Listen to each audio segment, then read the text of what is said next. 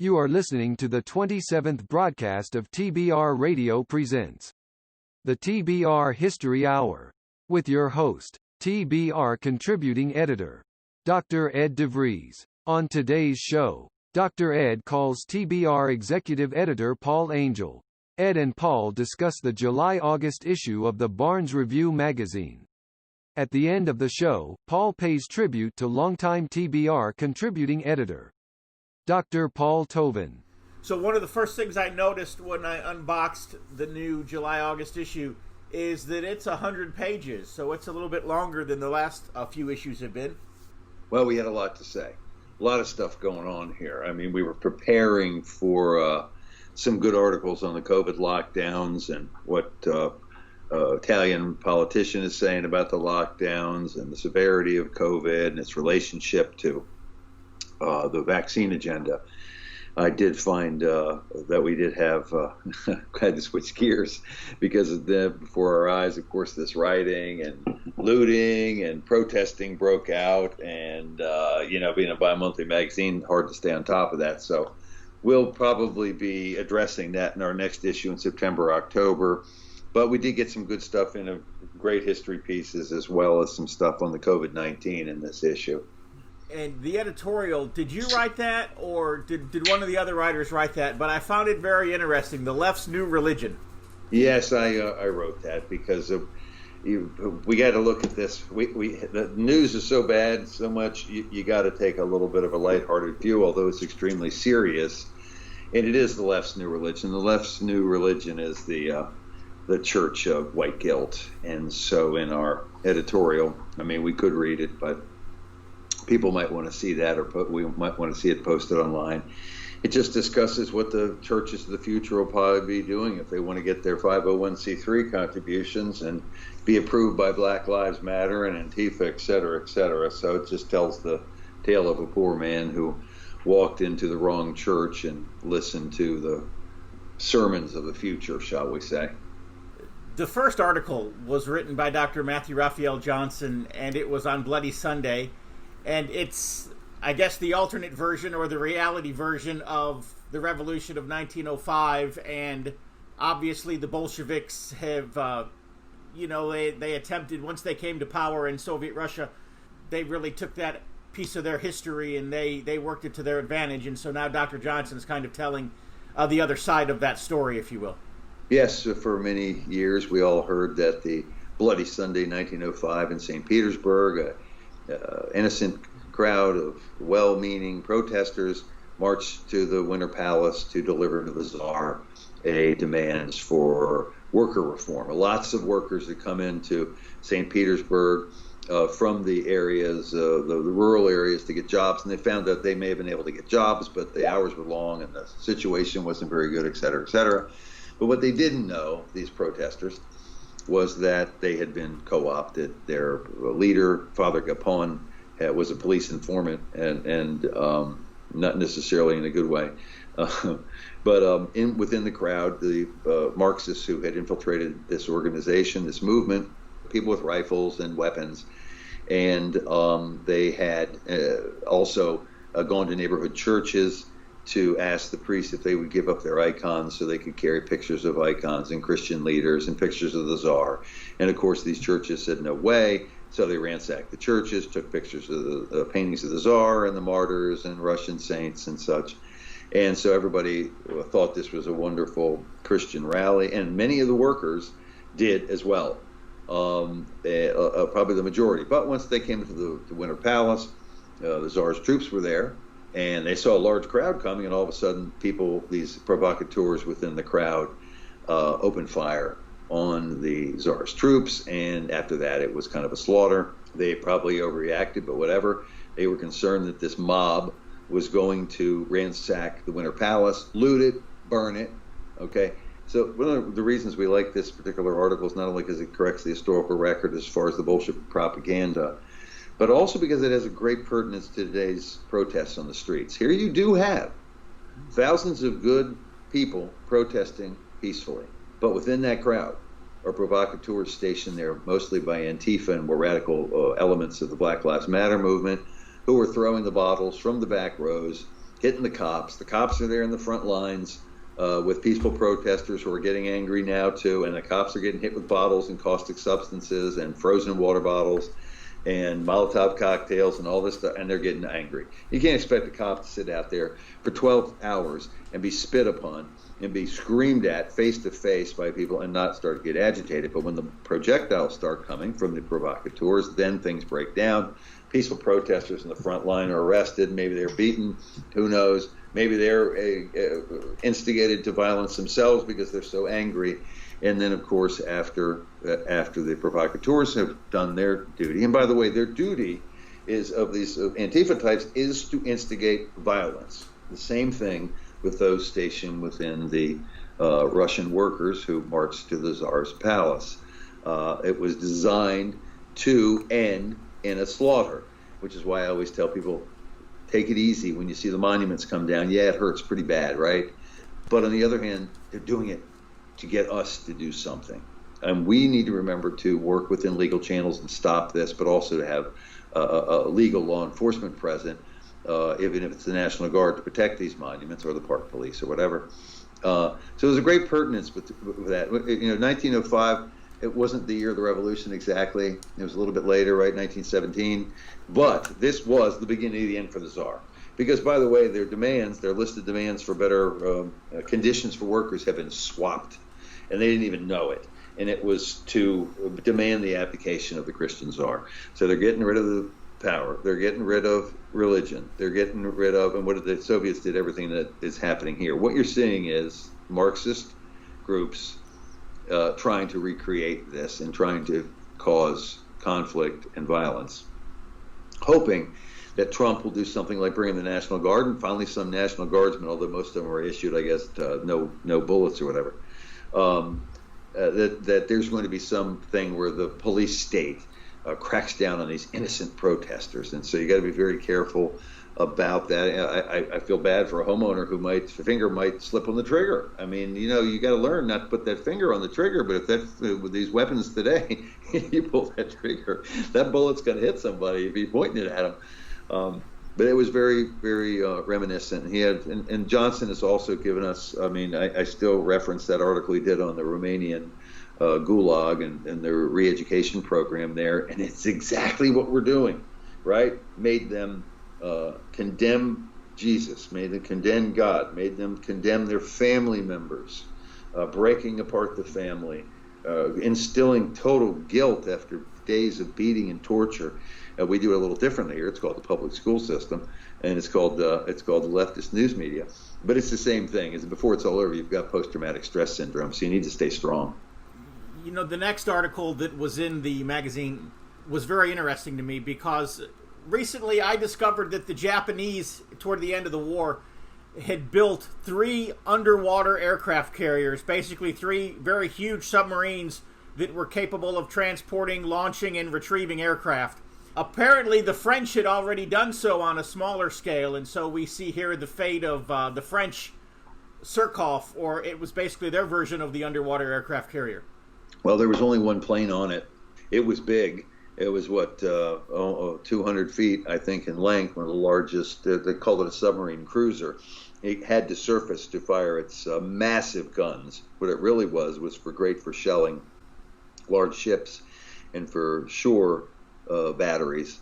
And so this Surcouf was created during the period of World War II, at a time when there was the Germans were going into France. This thing had been made, so people were wondering who was going to get a hold of this massive submarine. But this was a bit different. I'm very interested in this story you have on the Japanese submarine aircraft carriers, because they would have had to have been huge. This had one reconnaissance plane, the Surcouf. But anyway, the story on that, and you ought to read it because it's a great story, I'm saying to our readers, our listeners, because it's something I'd never heard of. And in the debate, the United States was a neutral, the Surcouf was running around, they didn't know, they had British Navy officers stationed on this to make sure that they didn't turn on and fight with the Germans instead of against the Germans. The United States allowed it into New Hampshire and Portsmouth, I guess it was, for some retrofitting at one point in time. by the end of the war, by the way, then there was a particular point in time when the French had sent a lot of their gold over and they wanted to get it out of France, and they sent it to the Caribbean. The Surcouf was involved in some of this stuff. Before it was all over, though, those 5 British naval officers were evidently killed by the French. The French decided they were going to fight on the side of the German and were pursuing with the Surcouf Allied shipping, and so it had to be sunk.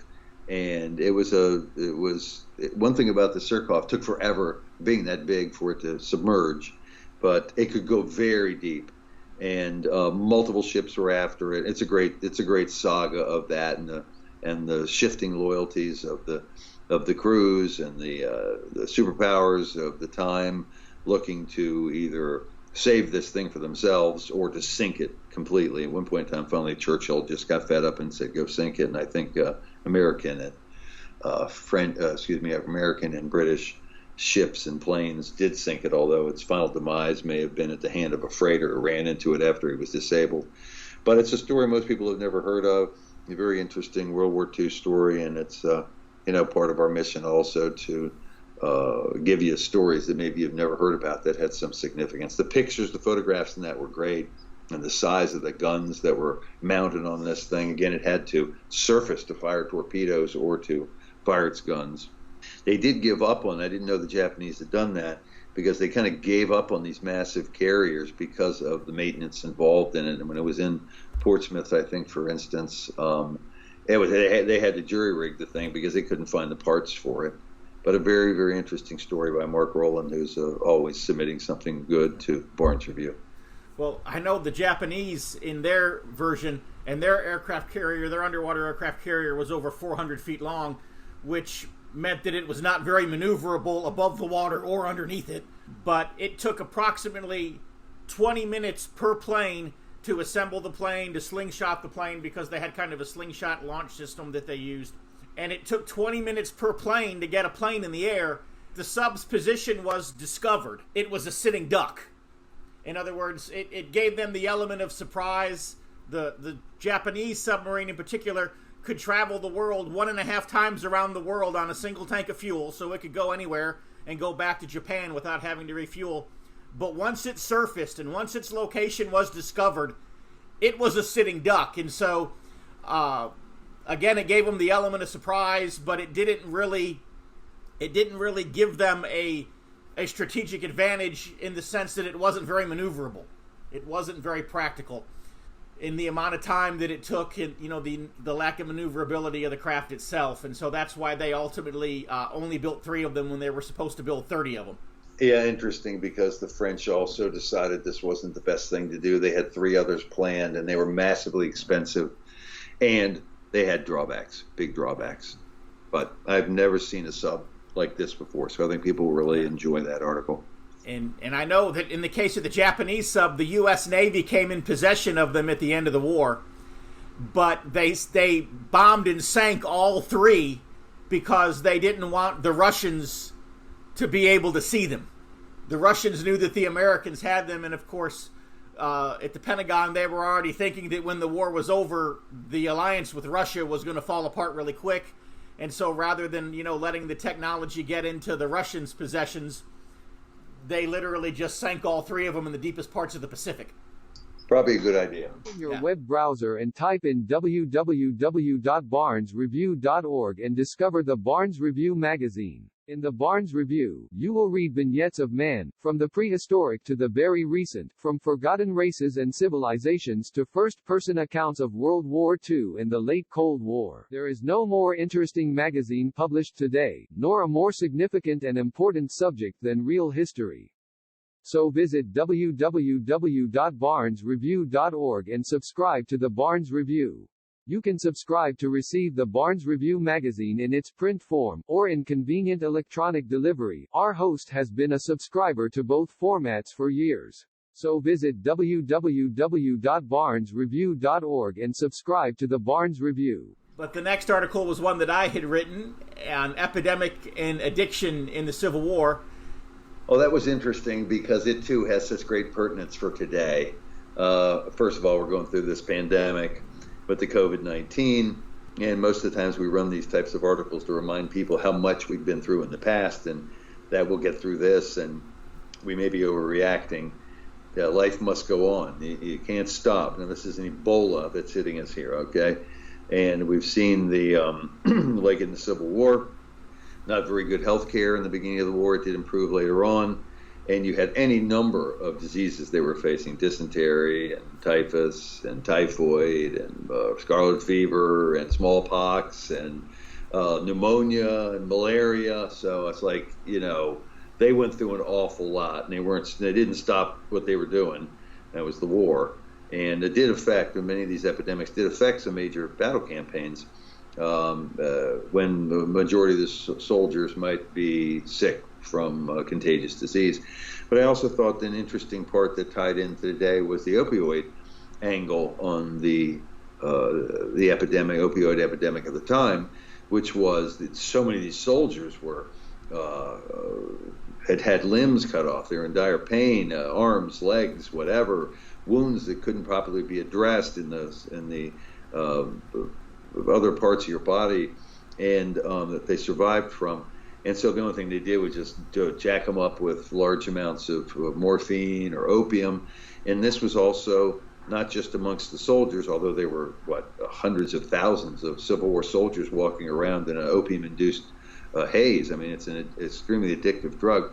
But also the amount of opium that was just being used at the time amongst Americans in their average products. I mean, you had a kid that cried a little bit from colic. He gave him a laudanum or something, right? There was you can tell us more about that in a moment, but they would be addicted when they were less than 2 years old in the crib from opium. And it had great pertinence for today to see that this opium scourge, this opioid scourge that's cutting across America, that's hitting people from multiple socioeconomic classes.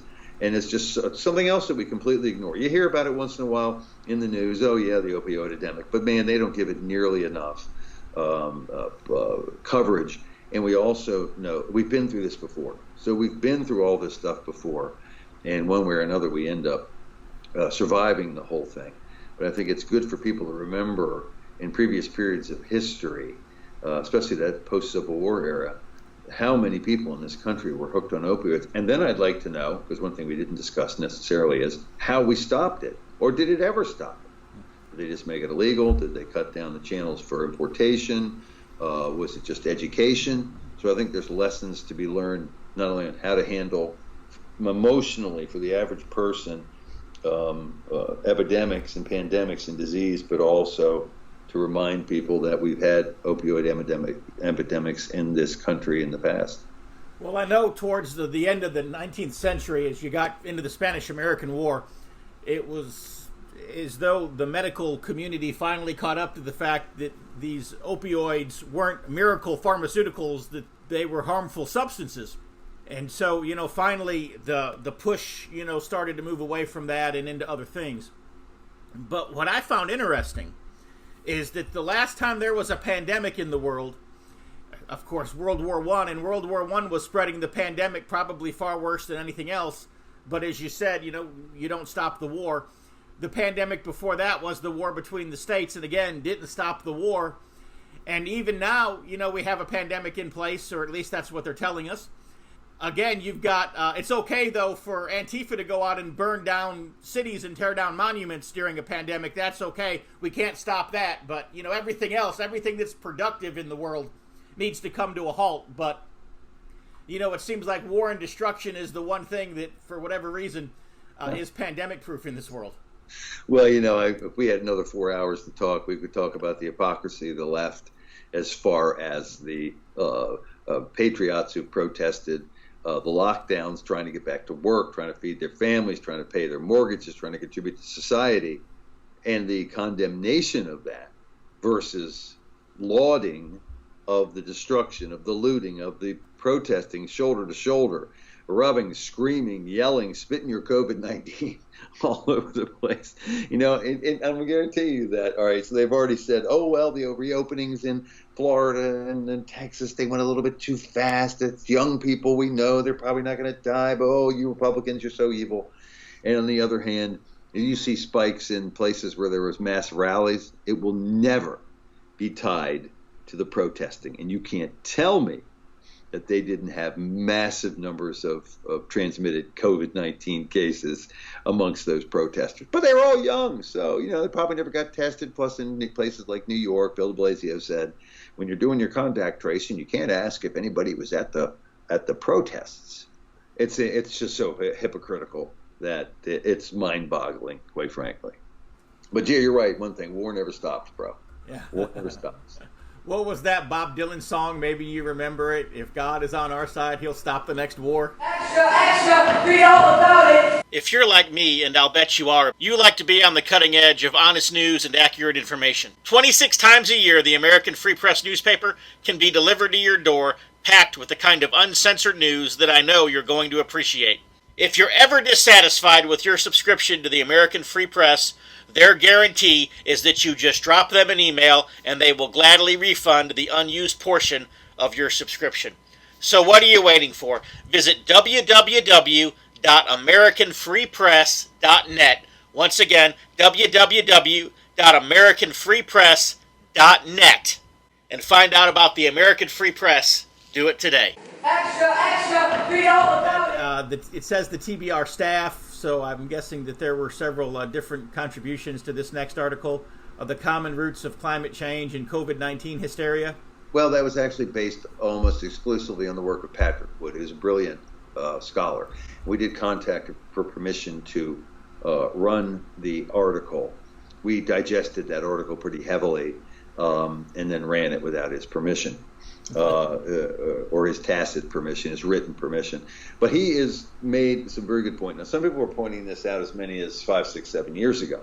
And the point of the article was the relationship between the propaganda involving pandemic response and climate change. An interesting thing, you wouldn't think that they had anything necessarily in common, but you're going to find out that the models used by the COVID-19 hysterical response people, where 27 million people were going to die an agonizing death from COVID-19, and Imperial College and this guy, Neil Ferguson. The other thing that they specialize in at Imperial College, besides pandemic response, is climate change propaganda. And so you see that these two things go in hand. The theory being that people are rejecting the climate change because they're seeing colder temperatures, they're seeing some glaciers expand, we're seeing weird weather, whatever. That's why they changed it from global warming to climate change, because they know the Earth's been warming for 15,000 years, and we have talked about that on this program. But you would be surprised that the exact same propaganda talking points, right? Listen to the experts. All experts agree. Those are two things they tell you about COVID-19 and climate change. The world will end. This is going to be the end of the human race. Another thing that they bear in common. There is no cure for this, except you must listen to us. The only cure for COVID-19 is a vaccine, which our experts will take care of. And you must have it. And if you don't, well, then you're some kind of a barbarian Neanderthal. Climate change, if you don't believe it, then you are a barbarian Neanderthal. Okay. So over and over again, you saw that there's a lot of universities now who specialize in public relations involving pandemic response and climate change propaganda. They don't call it propaganda, we do. And, oh, by the way, the COVID-19, all experts agree. All experts agree on climate. No, they don't. Hardly anybody does. Hardly anybody agrees when you find scientists that actually agree on climate change, whether it's stoppable, when it started, what man has done to it. Same thing with this COVID-19, and everybody knows that who listens to this program. One day we're told, you got to wear your mask, you got to wear your mask. And the next day it's like, masks don't do any good. Then the next day is, masks are absolutely effective. They're the best thing ever for stopping the transmission of COVID-19. By the way, we're releasing 10,000 prisoners today because the jails are dangerous. Well, listen, if masks worked, why didn't they give them to the prisoners instead of releasing them on the streets? Yeah. So you can't trust a single word that's coming out of these people, because in the end, it's technocracy. And that's the whole point of Patrick Wood's article, that these technocrats want to be the ones to tell you how to run the world. And of course, the real green agenda there is that they want you to use the resources of the planet properly the way we tell you to use them so we don't run out and we switch and blah, blah, blah. I don't trust these experts as far as I can throw them, especially these ones from places like, Imperial College that are completely liberalized, that have been dishing out the same brainwashing that has these poor lunatic whites actually lecturing black people about the black condition on the streets, okay? Any black person who disagrees with the whole Black Lives Matter scenario and systemic racism is actually being lectured by whites who live in their parents' basement about racism. It's so ridiculous. It's all tied together. It's all technocracy. And believe me, technocracy will get its tentacles in just about everything and tell you how to do it. When's it going to be that I can't drive my little SUV around, okay, because it only gets 25 miles to a gallon? They're going to get rid of it. Look at Ocasio-Cortez. She's another one, right? Steeped in the green ideology, but also I'm sure she's buying this other stuff, hook, line, and sinker in the COVID-19. Although they may not. They may know the truth about this, and they may just be using it for control purposes. Who knows? But I do think people should read that magazine, this issue, and there's lots of great stuff in it. But that one on climate change and the pandemic hysteria response was very enlightening for me. Well, one thing that I found interesting, and you talk about climate change, and all experts agree when really they don't, and so forth, is the censorship that's involved. Is anybody who doesn't agree has to be silenced, and that's kind of the article that followed that one, which was John Friend's article, "Censorship in the Age of COVID-19." So if I had said you shouldn't wear your mask, you should get fresh air and sunshine, I would have been censored right out of the place early on in this, because Dr. Fauci and the other experts were telling us that you had to wear your mask and you had to stay inside all the time. Well, then 4 weeks later, after I'm banned off YouTube, it didn't happen because I didn't have a YouTube channel, but Dr. Fauci is saying the exact same thing I was saying that I got banned for. So this has gone, multiple people have gotten banned over the COVID-19, multiple doctors, emergency staff, nurses, people that work in hospital facilities in New York and LA have come out and said, look, there ain't no 15% death rate from this thing. There might be amongst people who are 80 or over who are already near death, but like 85 to 90% of even people in their 80s will probably survive this. But that type of talk, which has turned out to be true, they were YouTube channels pulled down. Yeah, and the whole thing, the censorship issue is far beyond this. And we know that. And John just wanted to concentrate on COVID-19. But we know that anybody who's criticizing Black Lives Matter now is being viciously censored. Anybody who is saying that they don't want to take a vaccine, or that there's dangers involved with vaccine. And vaccines may do some good, they might say. They might even work once in a while, but you can't mass inoculate an entire population when you have proven data on previous mass inoculation programs that have seriously injured populations somewhere on this planet. People go back and forth about that. There's a lot of stuff about COVID-19 that is weird. Bill Gates and his agenda, was it 2020?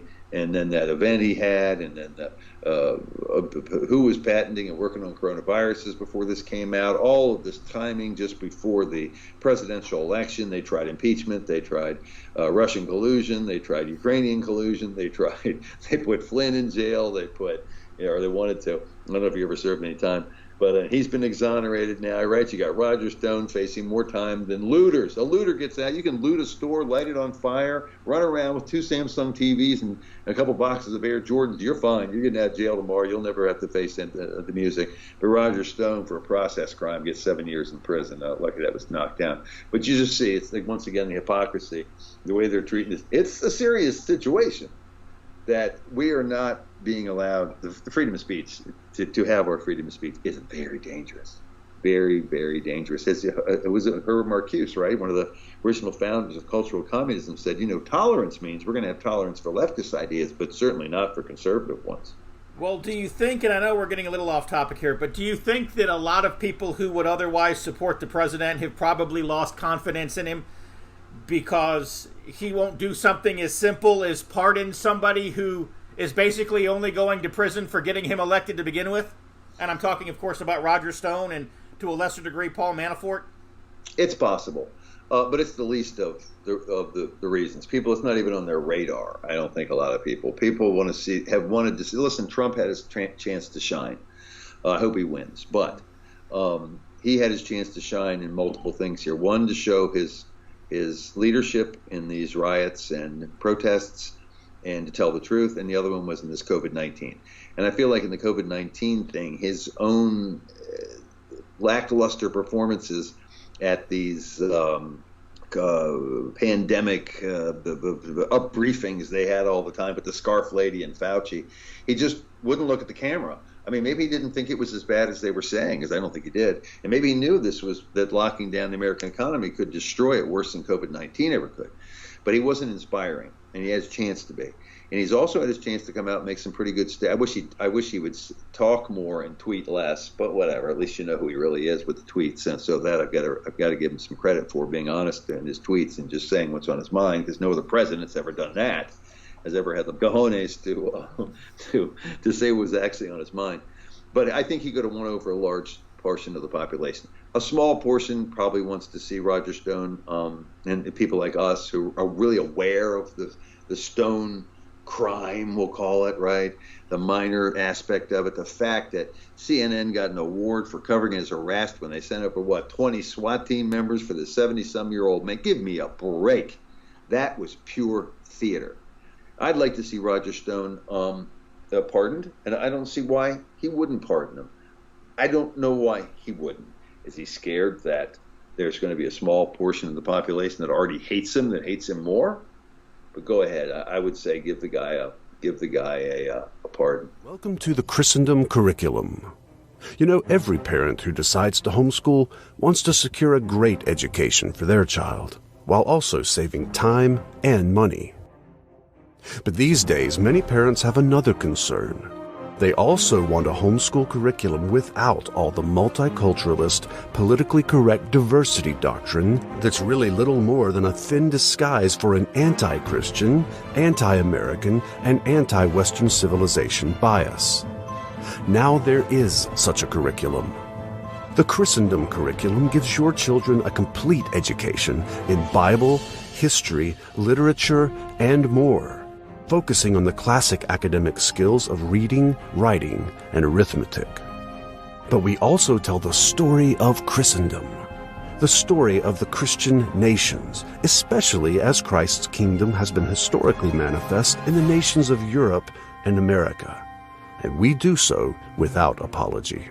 So if you want to help raise the next generation of culture warriors, if you want your children to grow up with a love for Christ's kingdom and for their own nation, while at the same time learning how to defend America and rebuild the West, the easy-to-use Christendom curriculum is for you.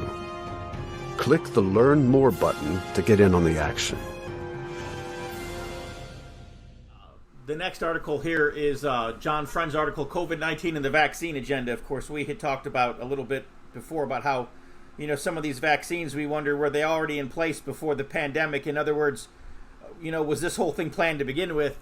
But he talks a little bit about the vaccine agenda and how the possibility exists that, people could be basically forced, to get a vaccine. You tell somebody they can get this vaccine, they might do it. But if you tell them they have to, a lot of Americans aren't going to want to do it. I think the current polling is somewhere between 25 to, for whatever you can trust on polling, we know that. But 25 to 30% of the American public says they're not getting it if they tell them to force it, and they may not get it anyway. They're just not confident in it. They've rushed this thing through. We've seen problems with polio vaccines. We've seen problems multiple times with that. Although there's variations in the numbers of people who were affected with the polio vaccine that was forced on people in India. We know that there were some negative adverse effects. If you look at the work of Judy Mikovits, she makes some very good and very interesting points about the autism epidemic, we'll call it, and other things that she believes may be retroviruses that were contained in, if I'm getting this straight, I'm no virologist, that were contained in the vaccines that were actually giving people some of these weird things like, what's the one, Epstein-Barr syndrome and such. And so listen, the case that whether they want to, again, the experts and the technocrats and the metacrats are going to tell you that these things are completely safe. And I don't think so. One of the guys who went off and did the first test for the COVID-19 vaccine got very ill. And I think it was severe enough that it would encourage you to think twice or wait a little longer till they have a real vaccine. But I don't really think we need to do that. I mean, I think the lockdowns actually left an amazingly large number of people just vulnerable. Well, we're in our houses, right, and nobody wanted to go out. And I know some people who are absolutely terrified of this COVID-19, and young, healthy people. Terrified. Look at the football players and basketball players and baseball players who don't want to, who are in their 25 and 30s and in very good shape. Of course, they're also probably worried about taking it home, maybe their grandparents, maybe their own parents, whatever. So I understand that as a concern, because that is the segment of society that's most under threat from this thing.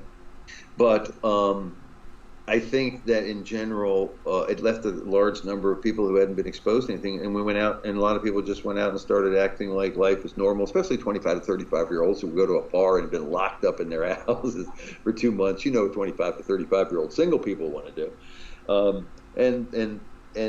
but they're not. I don't think 99.9% of them are going to die from it. So it's like, to me, herd immunity might be the only thing that's ever going to stop us. I certainly hope that that this immunity would last for this. They don't even know.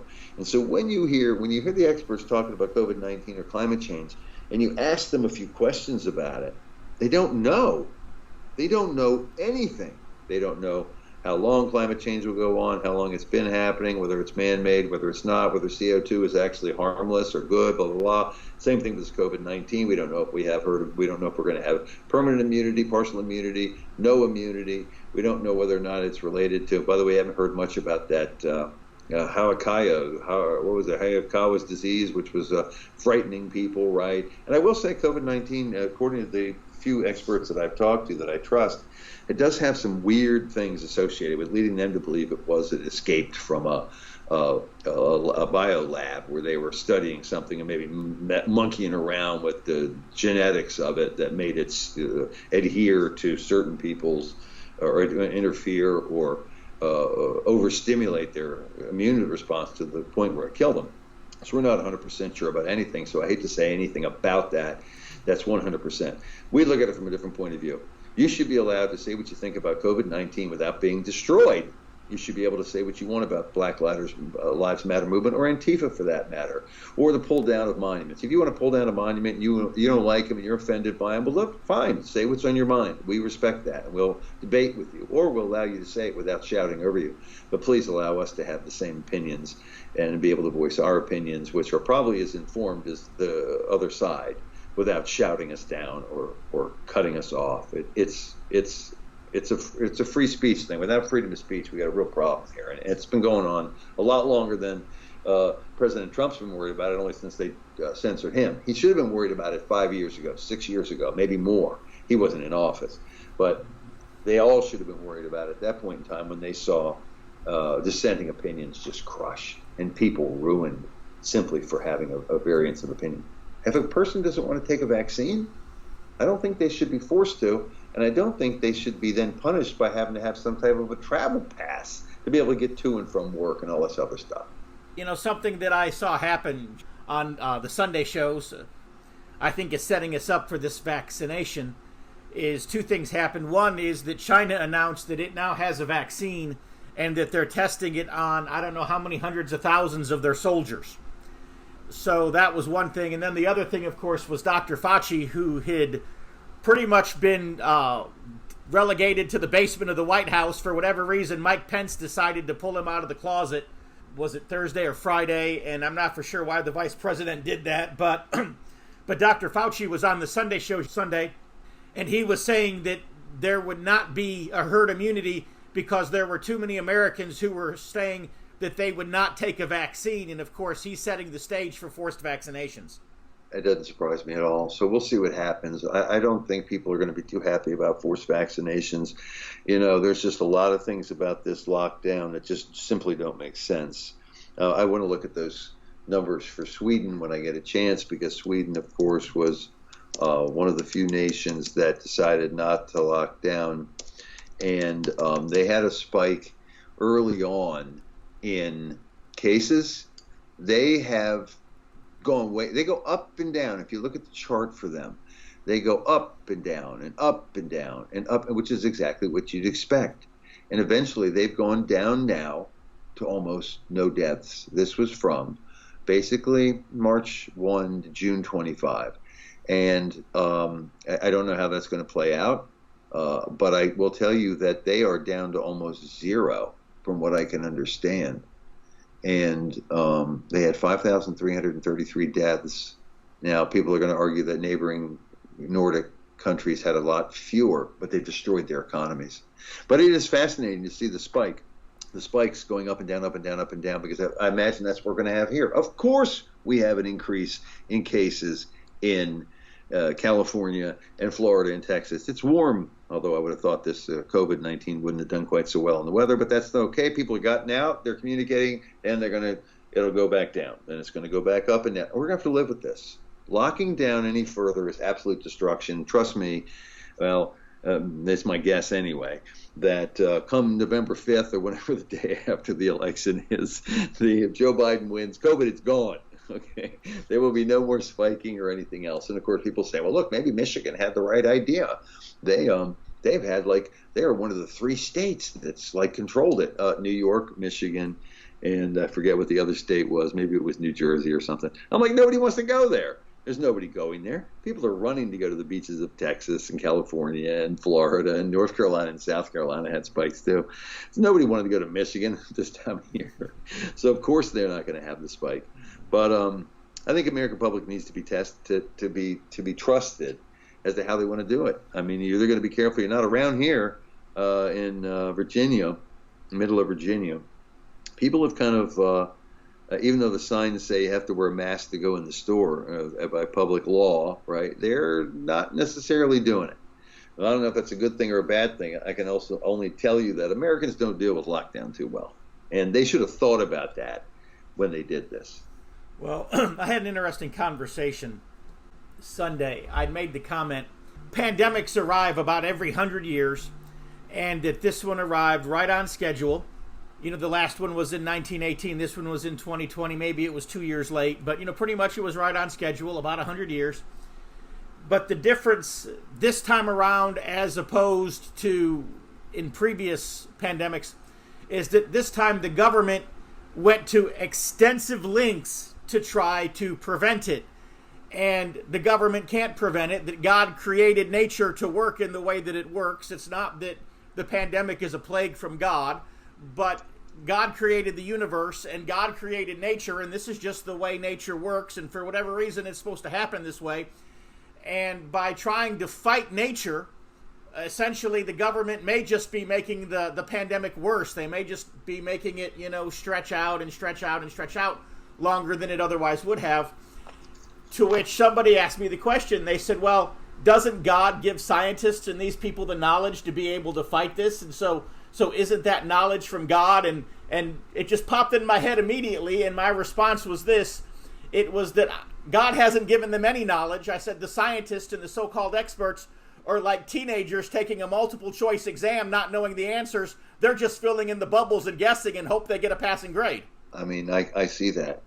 No, and that is listen, there's more to life than dying. I mean, if you can't feed your family, if you can't pay your bills, if you're going to lose your house, some people would rather die than have this to be brought down like this.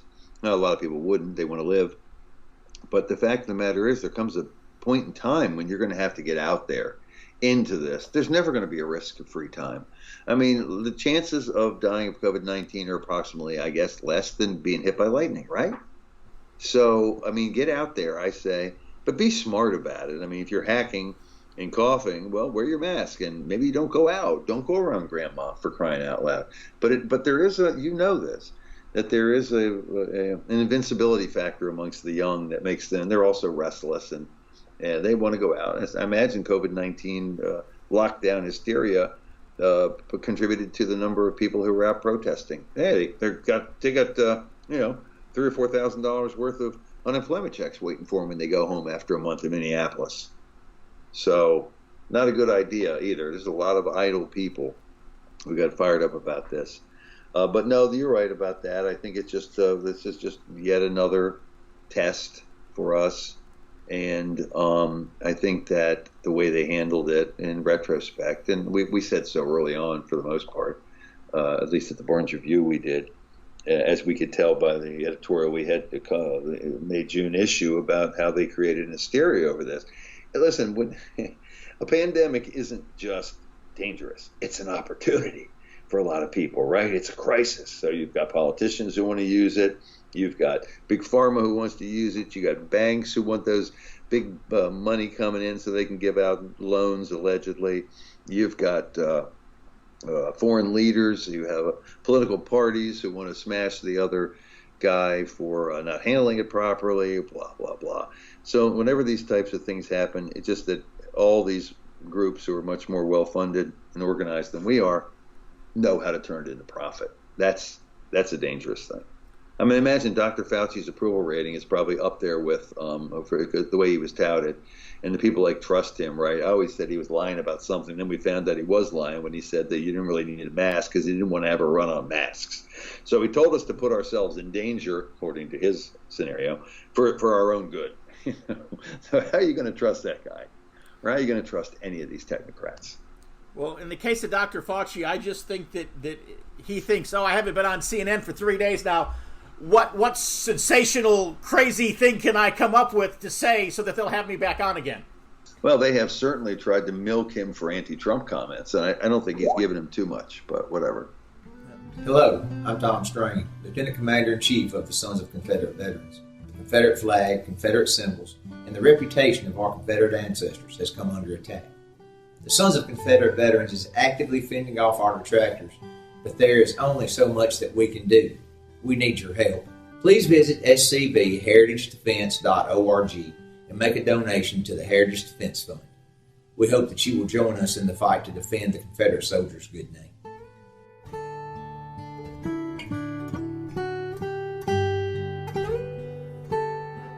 The next article by Sarah Cuniol, who's an Italian member of parliament, and she's basically an Italian politician who's talking about the lockdowns and just all of the crazy hysteria. One of the few government people who's got the courage, I guess, to speak out against what's going on right now.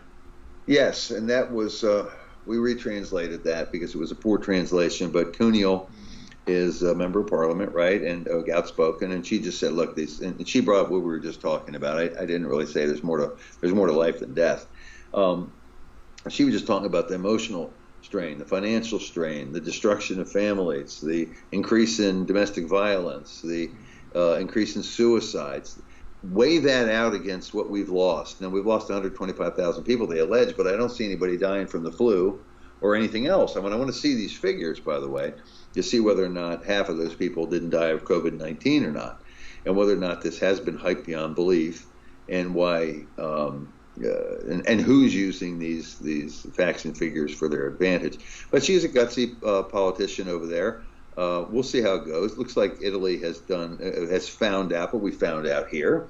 Not nearly as many people had died as they thought. The death rate, I should say, was not nearly as bad because once they started doing testing, they found out here, for instance, in the United States, the estimate is 20 million people may have been infected, of which the vast majority show no symptoms.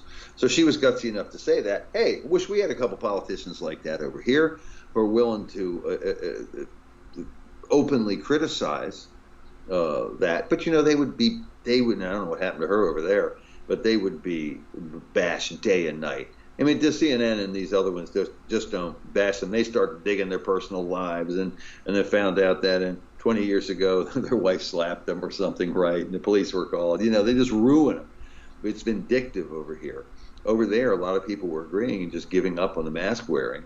And once they hit, I don't know where their numbers are. I just know that the herd immunity concept in Sweden seems to have worked. They're back down to about 0. But I know that Italy, it was used as the disaster case, right? The hospitals were overrun, and I understand it happens every year from the flu because they're older population, they have bad air quality, which ain't too good for your lungs or lung diseases. But people should read her comments because she's funny, and also she was pretty gutsy. And I think if you read that, you would say, why isn't someone over here saying that? Well, I think there are voices in this country that have attempted to say it, but as we talked about before, any dissenting voice is censored. So True. I'm talking about somebody in Congress.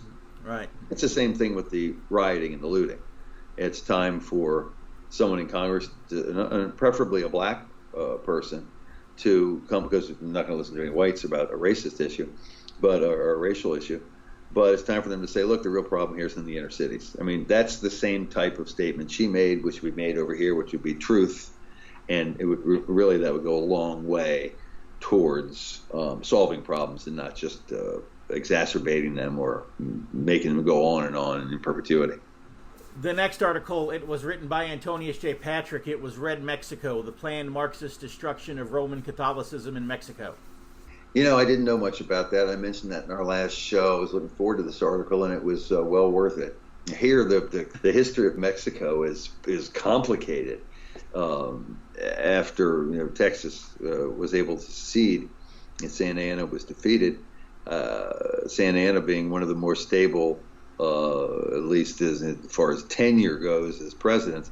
But I mean, they had assassinated presidents, and they had died in office and unelected and back again. And one of the things they had in common, I think it was 1870s, they passed a constitution which had they wanted to secularize the nation. And basically it's called Red Mexico because it was the communist Mexican period. And then they updated their constitution in, I think it was the 1800s. And it was had some serious anti-Catholic provisions. But Catholic priests couldn't hold political office. They couldn't hold mass outside for some reason. Maybe they thought it would be a public spectacle. I don't know. And finally the population got tired of it because they were hunting down priests. I think 40 to 50 priests were executed. They had a war called the Cristeros War, in which case at one point in time, I think the Cristeros, which were basically in certain portions of Mexico, south central maybe, had 50, 60,000 people in their militia, and they were not going to put up with this any longer. They'd seen it enough, and of course they'd win a few battles and lose a few battles, and all of a sudden they'd be down to 10,000, and they're back up to 100. And the Mexican army troops at some point in time in some battles switched sides and fought with the Cristeros, but they were brutal. And some of the Mexican presidents knew that enforcing these laws, even though they were on the books, really wasn't the best idea. But some of them, like this guy Elias Calles, decided he was going to enforce them very strictly. And that's when you had the severe persecution and basically the attempt to wipe out Catholicism in Mexico. Now, we look at Mexico and we think it's this big Catholic nation, but these laws, a lot of them are still on the books, including large outdoor public gatherings for Mass. And so they're still on the books, and they were secularized to a great degree more than we thought. We always say that the Latinos coming from, or the Hispanics coming from Mexico, well, at least they're Catholics. Well, a lot of them aren't animists and pagans from the hills, and you'll see that because they'll set up semi-Catholic shrines, but almost like pagan shrines to the drug dealers who like run their state. I'm going to call it a state. They have another name for it there. And so you see it's a mixture of stuff. But anyway, it didn't work in the end because there are lots of devout Catholics. But it was amazing to me to see the lengths that a government went to stamp out religion and how it failed.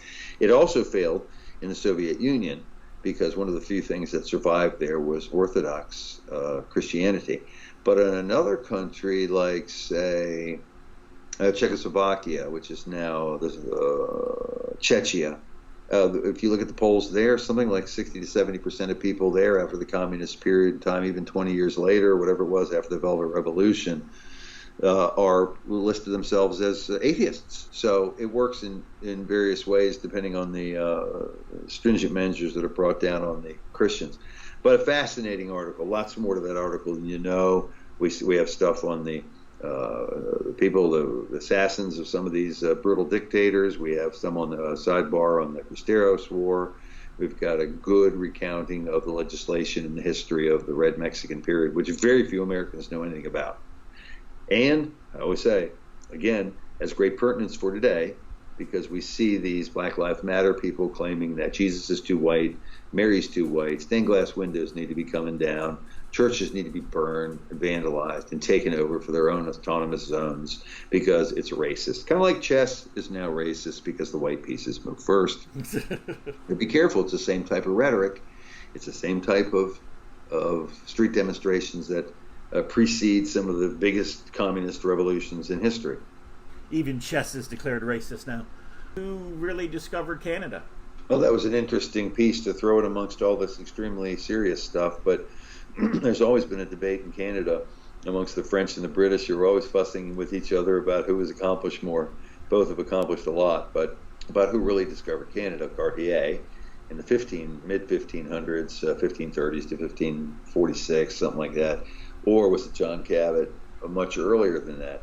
The thing about Cabot, by the way, this is written by Remy Tremblay, and he is a French author and journalist, and who happened to have been laid off or house quarantined. So he contacted me, wanted to write this article.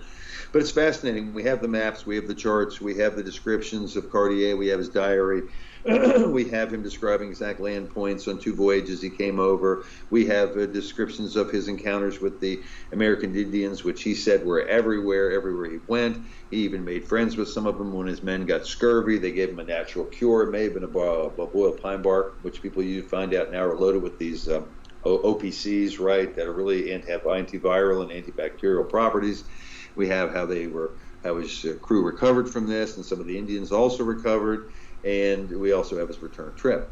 And so we have lots of evidence from Cartier that he was there, that he was really getting around, that he went to Newfoundland, that he went up the St. Lawrence Seaway and into the bays in there.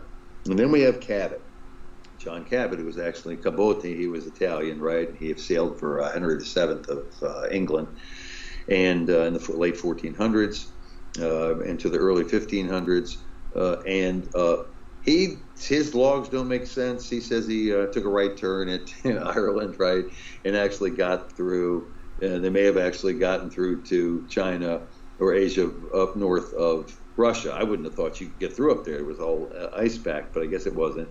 And then his son, so that was John Cabot. Excuse me, I hope I didn't say Sebastian. Sebastian Cabot was his son. John Cabot was the man, the English explorer, who was credited with founding Newfoundland. But Sebastian Cabot was a big propagandist. That was John Cabot's son, and nobody wanted to have anything. So Sebastian said, my dad did this, we went here, we went there, we saw this, we saw that, none of it was there. And nobody wanted to have a thing to do with Sebastian Cabot's maps, nor his advice or anything else, and they rejected him. So in the end, the debate will still be ongoing. But it looks like Cartier has a much better claim to be the original founder of Canada. And then the next article was another mystery solved. And it's very rare that you contribute articles to the magazine, but you did this time. And I've told you before that, you might be a better writer than the rest of us, so you should probably do more writing and less editing. But then again, if the truth be told, you're probably the one who rewrites and cleans up all of our articles and listen, we can't top the crew we got. By the way, I just wanted to mention to you that one of the very dear members of our editorial contributing board just passed away, and that was Dr. Fred Tobin. He was 76. For those who know his work, and I'll get into that little review in a minute, but he'll be sorely missed. Here was a great diplomat, a great revisionist, a German who lived in Australia, whose father was in the Wehrmacht, who refused to submit to the thought police in Australia and paid a heavy price for it. He was locked up in Germany, he was locked up in Australia, he was locked up in England, or almost locked up in England. I think he was locked up for 40 or 50 days over there. And here was a guy who refused to get involved in internecine squabbles. As you well know, the right wing is always cannibalistic and chews up its own, right? And he refused to get involved in that. We tried to follow his lead. We do not like to get involved in squabbles. We want to make progress, and we don't like to get bogged down in these types of things. And we're all inevitably on the same side. He'll be sorely missed. He was a great supporter. And I just want to mention that he passed away from, they said, I think it was a complication, gallbladder, probably gallbladder infection, but he knew he was going. He emailed me mere hours before his death and had a request. And his only request is that we continue to send the Barnes Review to his friend to switch his subscription so that this woman could read the Barnes Review. So there's a guy who never asked for a penny, was bankrupted by the thought police in Australia, which has the same type of draconian anti-Holocaust, anti-free speech laws as do 13 to 17 other nations in Europe. But the guy never back down, not one time. And you got to respect that, because we needed people like that, and we're going to be missed in a professional and a personal level. Dr. Tovin is certainly going to be missed, and it's only fitting that we should end this broadcast with that tribute to that great scholar, to that great writer, to that great friend who has contributed so much to our work here at TBR. And on that note, we are out of time for this week's TBR Radio Presents the TBR History Hour, but we will be with you again next week. Until then, please be sure to check out the July-August issue of TBR Magazine, and you'll be able to do that by going to www.barnesreview.org.